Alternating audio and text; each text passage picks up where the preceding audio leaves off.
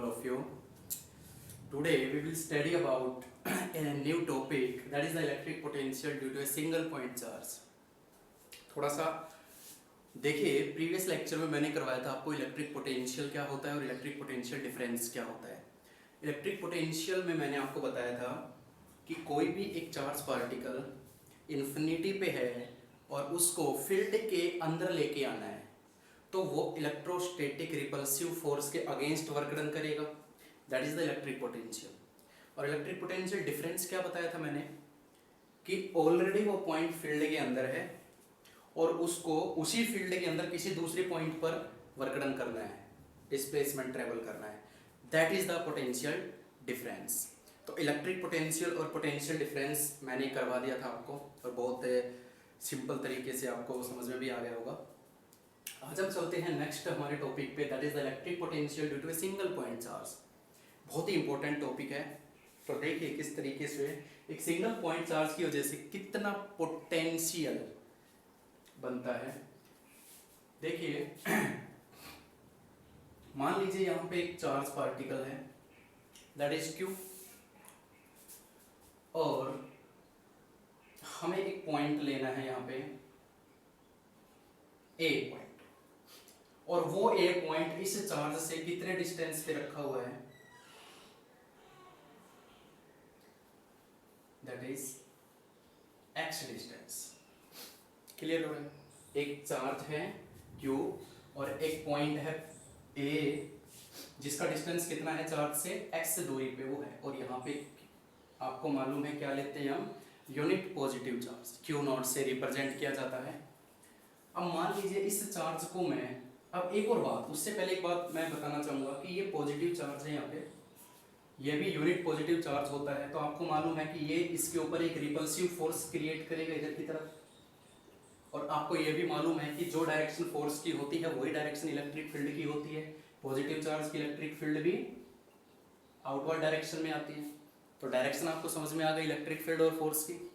चलिए अब यहाँ पे सिंपल से एक बात करता हूँ कि मान लीजिए इस चार्ज को Q नॉट को A पोजीशन से B पोजीशन तक मैं लेके आना चाहता हूँ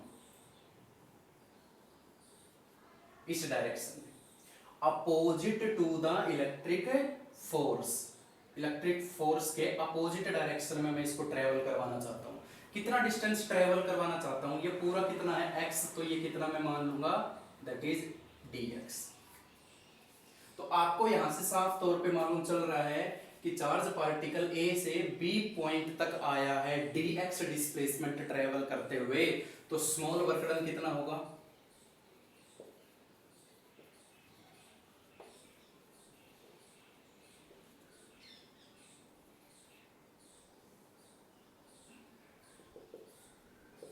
dw। और फॉर्मूला क्या होता है वर्क डन का, that is force into displacement. अब देखिए फोर्स इनटू डिस्प्लेसमेंट कितना है, dx। क्लियर हो रहा है? अब साफ तौर पे देखिए वेक्टर फॉर्म को जब मैं खोलूंगा तो क्या आएगा, f dx cos theta. And what is the theta, what is the angle, angle किस किस के बीच में हमें देखना है, फोर्स और डिस्प्लेसमेंट के बीच में। फोर्स किधर लग रही है, आउटवर्ड डायरेक्शन में, डिस्प्लेसमेंट किधर हो रहा है, उसके अपोजिट डायरेक्शन में। तो यहां से क्लियर हो रहा है दोनों की डायरेक्शन अपोजिट है, तो एंगल कितना आ रहा है यहाँ पे, cos 180 कितना होता है, -1। तो dw कितना आ जाएगा, f dx cos 180 so minus f into dx। ये हमारा पहला स्टेप था कि हमने एक चार्ज पार्टिकल को स्मॉल डिस्टेंस dx से ट्रेवल करवाया against the electrostatic repulsive force या अगेंस्ट द इलेक्ट्रिक फील्ड। ठीक है, तो उसके विपरीत दिशा में जब मैं उसको ट्रेवल करवाऊंगा तो वर्क डन करना पड़ेगा हमें कुछ। कितना वर्क डन करना पड़ेगा, स्मॉल डिस्टेंस के लिए स्मॉल वर्क डन करना पड़ेगा। अप्लाई किया मैंने, बेसिक चीजें अप्लाई की है। वर्क डन का फॉर्मूला क्या होता है, force into displacement. Vector form हटाए, कोस एंगल, एंगल साफ नजर आ रहा है। अपोजिट डायरेक्शन में जाने के लिए एंगल कितना होता है, 180 डिग्री ट्रेवल, और कोस 180 होते हैं -1। तो ये चीज आई थिंक आपको बहुत ही इजीली समझ में आ गई होगी। अब मैं एक कंडीशन यहाँ पे लगाता हूँ कि according to definition of electric potential, आपको मालूम है कि डेफिनेशन क्या कहती है,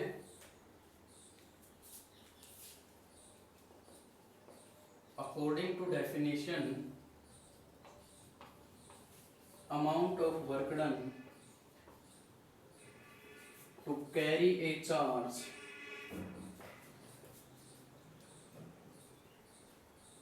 from infinity to a point in electric field against electrostatic force is called electric potential। कल इसके बारे में हमने डीपली स्टडी कर ली थी।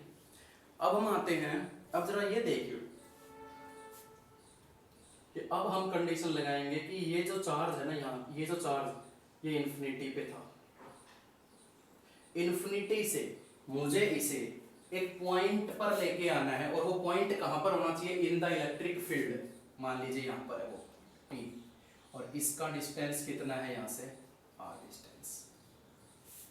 बहुत ही सिंपल बातें हो रही हैं। अकॉर्डिंग डेफिनेशन क्या कहती है कि चार्ज पार्टिकल इन्फिनिटी पे होना चाहिए, और इन्फिनिटी से उसको उठा के इलेक्ट्रिक फील्ड में एक पॉइंट पर लेके आने का वर्क डन ही क्या कहलाता है, इलेक्ट्रिक पोटेंशियल। तो यहाँ से मैं इन्फिनिटी पॉइंट से उस चार्ज को, यूनिट पॉजिटिव चार्ज को उठा के इलेक्ट्रिक फील्ड में P पॉइंट पर लेके आ रहा हूँ, जिसका डिस्टेंस चार्ज से कितना है, R डिस्टेंस पे वो सिचुएटेड हो रहा है। तो देखिए क्या करेंगे, टोटल वर्क डन क्या हो जाएगा यहाँ से,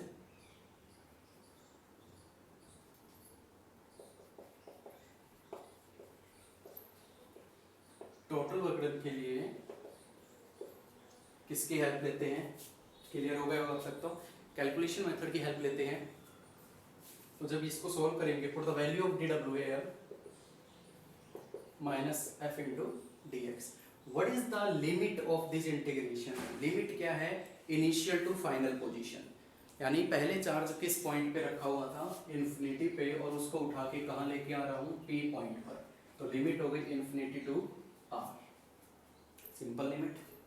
नाउ अब एक चीज और सबसे इंपॉर्टेंट कि F is, what is F, F is the electrostatic force between both charge, this charge and this charge. इन दोनों चार्ज के बीच का जो डिस्टेंस है स्टार्टिंग में कितना था, x। तो आप इसको यहीं पे कर सकते हो कि इलेक्ट्रोस्टैटिक फोर्स का फॉर्मूला हमें मालूम है कितना होता है, according to Coulomb's law, 1/4 pi epsilon Q1 Q2।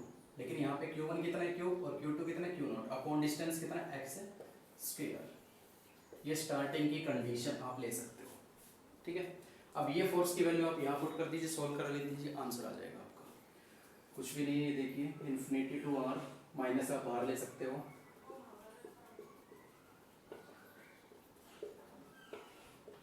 Simple. मैंने F की वैल्यू यहाँ पे पुट कर दी, कांस्टेंट टर्म R निकाल लीजिए,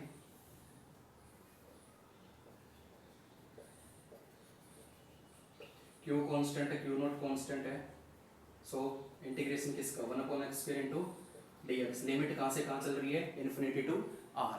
तो ये बहुत ही कॉमन से, ये +1 में आपने बहुत जगह ऐसे मेथड अप्लाई किए हैं कि स्मॉल वर्क डन निकालना, टोटल वर्क डन के लिए इंटीग्रेशन मेथड की हेल्प लेना। तो वही चीज़ हम करने जा रहे हैं, इसमें कुछ खास बताने का नहीं है। अब आपको मालूम है 1/x² इंटू dx का इंटीग्रेशन कैसे किया जाता है। तो सबसे पहले क्या करेंगे, x² को ऊपर की तरफ लेके जाएंगे, तो क्या हो जाएगा ये, -1/4 pi epsilon naught Q0 integration infinity to R। सबसे पहले ये ऊपर जाएगा तो -2 इंटू dx बन जाएगा, पावर क्या हो जाएगी, नेगेटिव में। अब आपको मालूम है कि इंटीग्रेशन कैसे किया जाता है, मैं थोड़ा सा आपको बता देता हूँ यहाँ पे कि इंटीग्रेशन का जो जर्नल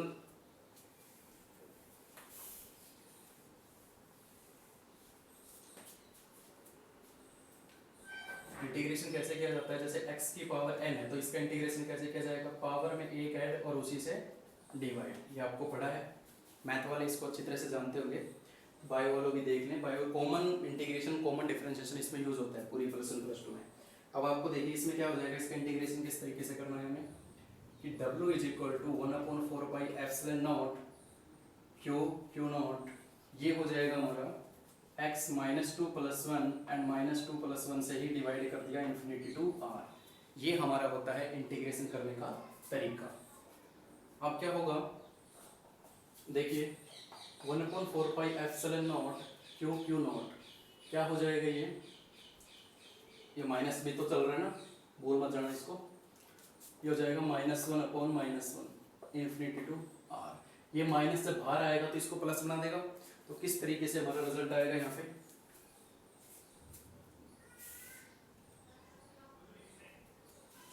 देखिए यही कर देता हूँ मैं। तो W इज इक्वल टू, ये माइनस जब बाहर आएगा तो इसको प्लस बना देगा, तो क्या बचेगा Q0/4πε0 x-1 infinity to are.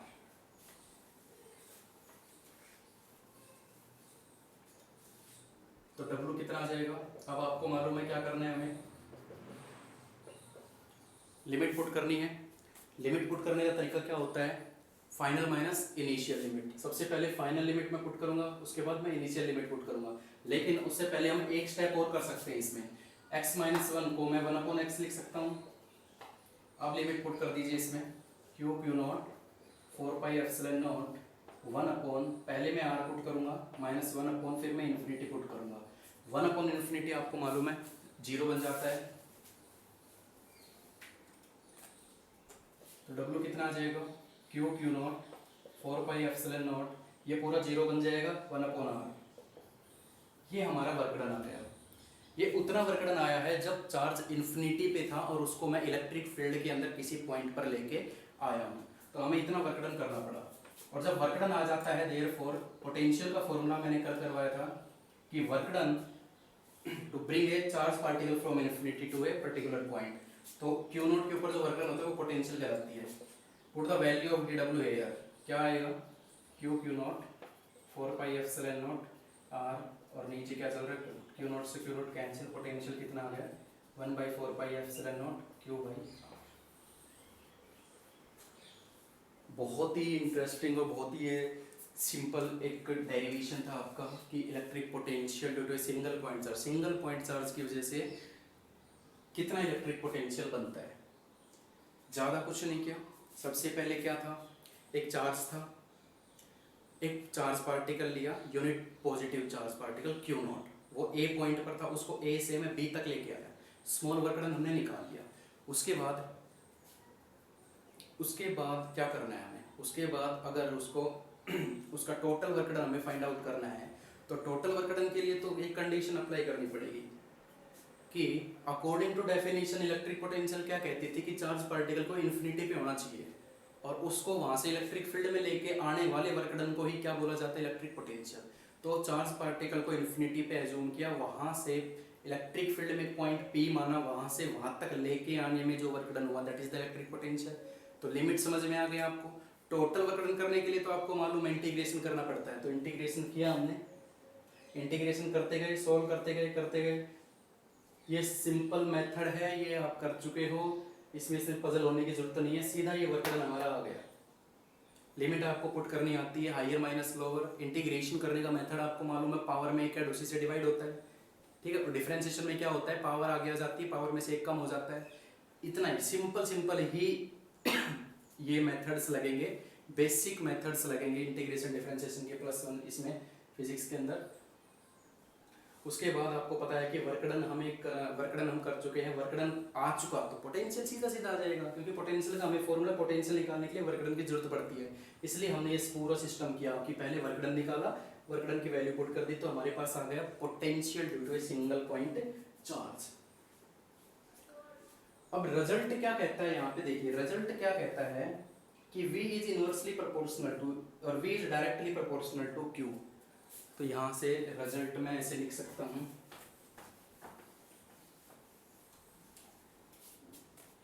इसका रिजल्ट ये हो जाएगा, फर्स्ट रिजल्ट है और दूसरा रिजल्ट, कि जितना ज़्यादा मैं चार्ज प्रोवाइड करवाऊंगा उतना ज़्यादा वो इलेक्ट्रिक पोटेंशियल क्रिएट करेगा, ठीक है, उतना ज़्यादा वर्कडन होगा। और डिस्टेंस की बात आ गई, ये मैं कल डिस्कस कर चुका था कि जैसे जैसे आप चार्ज के नज़दीक जाओगे वैसे वैसे उसकी पोटेंशियल बढ़ती चली जाएगी। एक चार्ज यहाँ पर है, अगर आप यहाँ पर देखो या यहाँ पे देखो, A पर, B पर या C पर, तो यहाँ से यहाँ तक का डिस्टेंस देखो, यहाँ से यहाँ तक का डिस्टेंस देखो, और यहाँ से यहाँ तक का डिस्टेंस देखो। इसकी पोटेंशियल VA है, इसकी पोटेंशियल VB है, इसकी पोटेंशियल VC है। तो due to small distance potential कहाँ पर ज़्यादा होगी, A पर इस तरीके का ये ऑर्डर आएगा। तो याद रखना डिस्टेंस अगर दूर होता चला जाएगा चार्ज से तो उसकी पोटेंशियल भी क्या होती चली जाएगी, डिक्रीज होती चली जाएगी। तो ये दो बेहतरीन इसके रिजल्ट थे, रिजल्ट हमेशा याद रखना चाहिए। ये टॉपिक था आज का, आई होप क्लियर हो गया होगा। बहुत ईजी है डेरिवेशन इसकी प्रैक्टिस करना। सो आज के लिए इतना इस वीडियो में, थैंक यू सो मच।